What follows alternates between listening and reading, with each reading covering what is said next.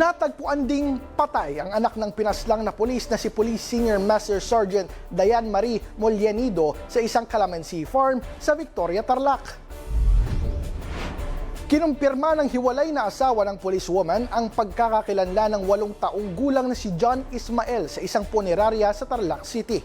Idineklarang nawawala ang mag-ina noong January 17. Nakita namang walang buhay at nakabalot sa basahan at garbage bag ang pulis sa Pulilan Baliwag Bypass Road sa Bulacan noong January 24. Ayon sa ama ng bata, bagamat hiwalay sila ng kanyang asawa, lingguhan pa rin umano niyang nakakasamang anak na inilarawan niyang malambing at makulit.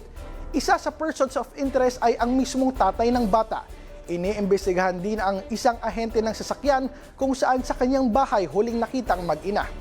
Iginiit ng ama na handa siyang makipagtulungan sa investigasyon at nanawagan sa car agent na lumutang na. Isinasailalim na sa autopsy ang bangkay ng bata habang patuloy ang masusing investigasyon tungkol sa double murder upang matukoy ang mga tunay na salarin.